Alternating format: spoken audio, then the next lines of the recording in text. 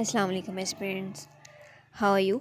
So our today's topic of current affairs is Kyoto Protocol and Copenhagen Accord. So let's start one by one.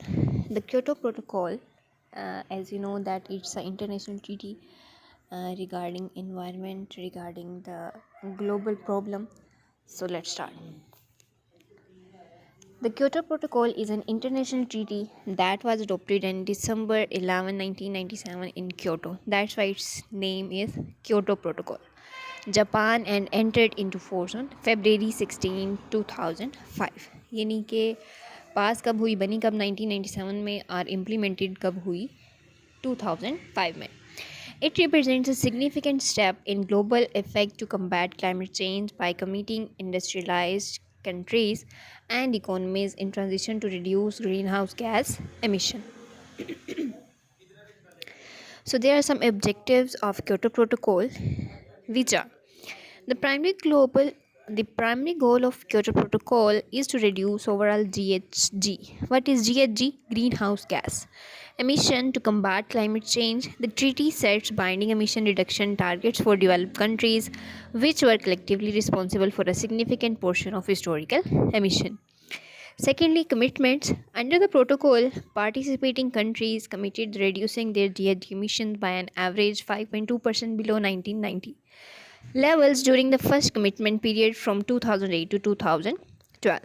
Each country had specific targets based on its emission profile with variations in reduction percent. Thirdly, flexibility mechanism. The Kyoto Protocol introduced several market based mechanisms to help countries meet their targets more cost effectively. These include emission trading, clean development mechanism, and joint implementation. First one is emissions trading. Countries with surplus emission allowances can sell them to countries that are over their targets. Secondly, clean development mechanism CDM. Developed countries can invest in emission reducing projects in developing countries and which can earn the towards their own target.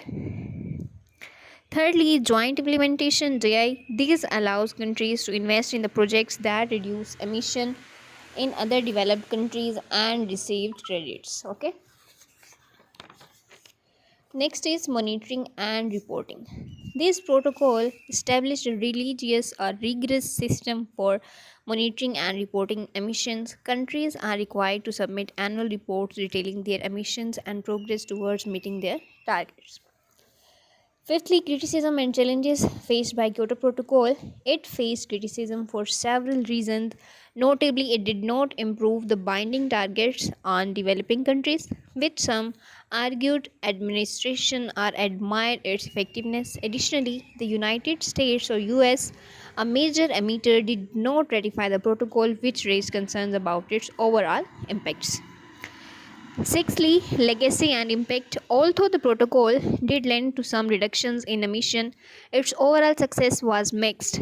It laid the groundwork for future climate agreements, including the Paris Agreement in 2015, which sought a more inclusive approach by engaging both developed and developing nations in emission reduction efforts. This was a landmark treaty aimed at addressing climate change through binding emissions reduction for developed countries. While it faced challenges and criticism, it played a crucial role in shaping international climate policy and laid the foundation for future negotiation and agreements. Our second topic of today's lecture is Copenhagen Accord. It's also relevant to the climate change agreement. So let's start. Copenhagen Accord. It is an agreement that was reached during the United Nations Climate Change Conference, which is also known as COP15. So, held in Copenhagen, that's why it's known as Copenhagen Accord, just like the Kyoto Protocol, which held in Kyoto, that's why it's known as Kyoto Protocol. Okay, held in Copenhagen, Denmark in December 2009. और ये भी आपने याद रखना है, पहले Kyoto protocol हुआ और बाद में कोपेनहेगन हुआ. December 2009. While it was not legally binding treaty, it represented a significant step in international climate change negotiation. Its goals are the accord aimed to limit global warming to below 2 degrees Celsius above pre-industrial levels. It recognized the need for urgent actions to address climate change. Secondly, emission targets. Countries were encouraged to set their own greenhouse gas emission reduction targets. Developed countries were accepted to provide financial assistance to developing countries to help them mitigate and adapt to climate change.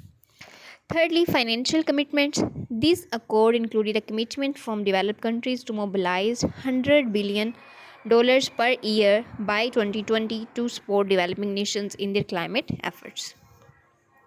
Fourthly, transparency and accountability. The accord called for countries to report on their emission and efforts to reduce them, promoting temporary in the process.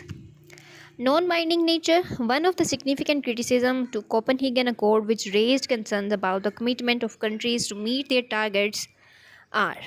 So there are some key challenges like diverging national interest, financial support, scientific uncertainty, lack of binding agreements, and negotiation process.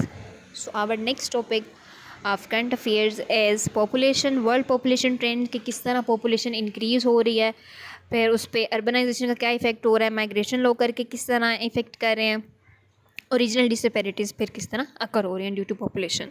और इसके साथ साथ ही topic करेंगे terrorism and counter terrorism कि terrorism जो है globally इस वक्त उसकी क्या कंडीशन है और फिर जो है उसके क्या इम्पेक्ट्स हैं और क्या कंसिक्वेंसेस हैं। टिल दैट टेक केयर, अल्लाह हाफिज़।